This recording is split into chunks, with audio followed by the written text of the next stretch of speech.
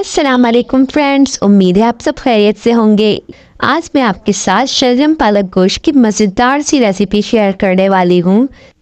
ये रेसिपी सर्दियों में अक्सर घरों में बनाई जाती है क्योंकि शलजम सर्दियों में बहुत ही टेस्टी और मज़ेदार से होते हैं और आप इसको अगर गोश्त में बनाएंगे पालक के साथ तो बहुत ही टेस्टी लगते हैं।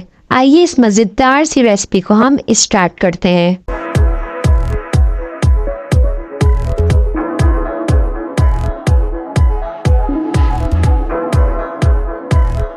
शलजम पालक गोश्त बनाने के लिए सबसे पहले गोश्त मैंने इधर ले लिया है 750 ग्राम। ये गोश्त है 3 पाव गोश्त और प्याज हमने एक अदद ऐसे कट करके रख ली है बारीक।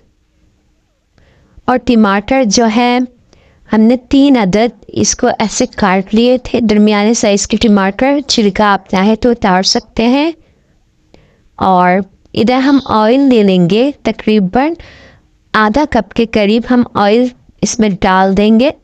और इसमें सबसे पहले आप प्याज डालिए और इसको हल्का सा फ्राई कीजिए 1 से 2 मिनट। प्याज को ना बहुत ज़्यादा भी नहीं, बस 1 से 2 मिनट।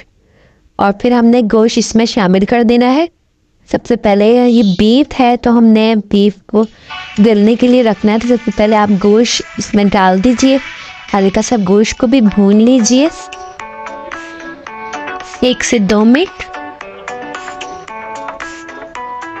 जब भी गोश्त हमारा हल्का सा कलर चेंज हो जाएगा तो इसमें हम लहसुन अदरक का पेस्ट शामिल कर देंगे 3 चम्मच। क्योंकि इसमें हमने सब्ज़ी भी शामिल करनी है, इसलिए आप 3 चम्मच इसमें लहसुन अदरक शामिल कर दीजिए और इसको भी थोड़ा सा भून लीजिए।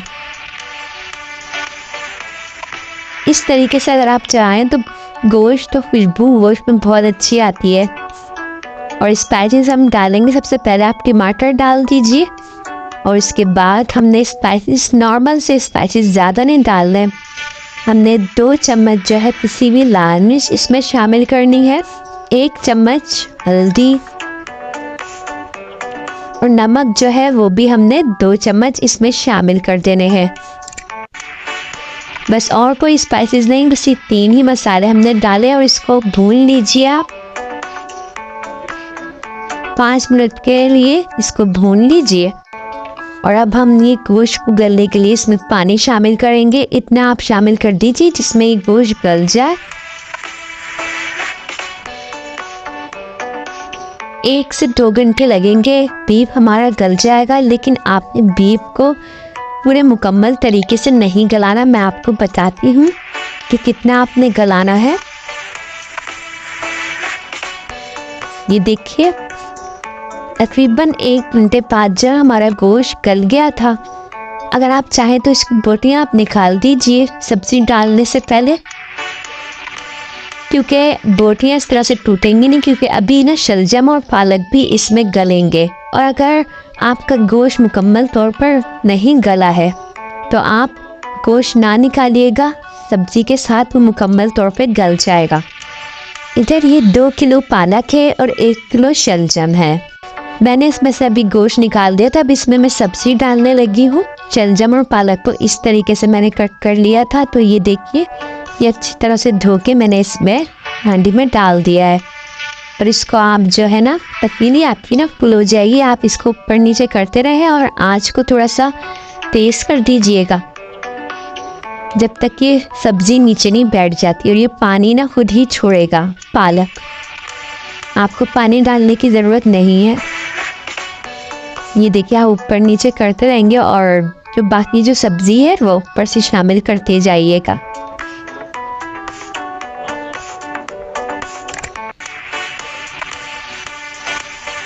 देखिए ये देखिए इसने पालक ने पानी छोड़ना शुरू कर दिया है। अब इसी पानी में जो है हमारे शलजम गल जाएंगे जो पालक ने छोड़ा है। तो आपने जो ना आज बिल्कुल स्लो भी नहीं करनी, मीडियम फ्लेम पे जो ना आपने इसको तकरीबन 30 मिनट के लिए ना रख देना है ताकि शलजम गल जाए हमारे। ये देखिए 20 मिनट बाद मैं आपको दिखा रही हूँ। और शलजम आप चेक कर लीजिए कि गल गए कि नहीं गल गए। ये देखिए टूट रहे हैं। तो अब आप आँच को तेज़ कर दीजिए, तेज़ आंच पे इसकी बुनाई कीजिए और साथ साथ ना चम्मच की मदद से ना शलजम को ऐसे कूटते जाइए, मैश करते जाइए। और इस वक्त पे आपने हरी मिर्ची इस तरीके से कट करके जो है शामिल कर देनी है इसमें।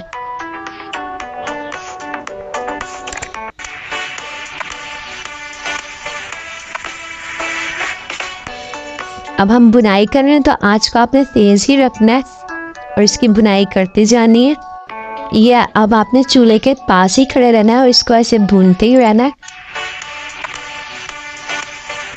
ये देखिए मैंने गोश्त जो निकाल दिया था, तो अब मैंने इस वक्त ये दोबारा इसमें गोश्त शामिल कर दिया। ये गला हुआ है गोश्त अच्छी तरीके से, तो मैंने अब इसमें शामिल कर दिया है। अब मैं इसको गोश्त के साथ भूनूंगी क्योंकि शलजम मैंने अच्छी तरीके से कूट लिए हैं, शलजम गल चुके हैं।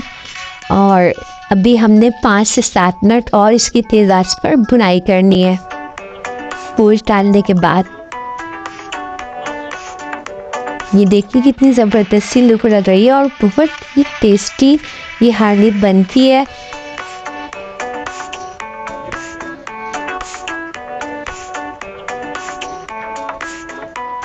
ये देखिए तकरीबन बुनाई हो चुकी है। और अगर आप ये देखिएगा ऑयल इसमें अगर आपको कम लगे तो आधा कप ऑयल आप और डाल दीजिए, तकरीबन 1 कप के करीब इसमें ऑयल हो जाएगा। मैंने बाद में ऑयल और डाला था आधा कप। और ये अब मैं इसको 5 मिनट के लिए ढक के रख दूँगी। ये 5 मिनट बाद हम देखें, आपको निकाल के दिखा रहे हैं कितनी ज़बरदस्त सी हांडी हमारी तैयार हुई है, बहुत ही टेस्टी और बहुत मज़ेदार। और अगर आप चाहें तो इसको चावलों के साथ भी खाएं तो बहुत ही मज़ेदार लगेंगे, और अगर रोटी से भी खाएं तो रोटी से भी अच्छे लगेंगे शलजम पालक गोश्त। अब आप बताइएगा कि आप कैसी लगी रेसिपी, और कमेंट में फीडबैक देना मत भूलिएगा।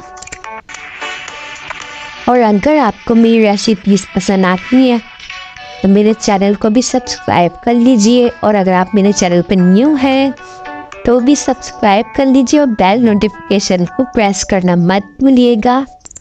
ये देखिए कितनी ज़बरदस्त से धुएँ निकल रहे हैं, हल्की हल्की सर्दियाँ शुरू हो गई है और ये रेसिपी बहुत ही मज़ा देगी। अब मिलते हैं इंशाल्लाह ताला नेक्स्ट रेसिपी के साथ। तब तक के लिए दुआओं में याद रखिएगा, अपना ख्याल रखिएगा। अल्लाह हाफिज़।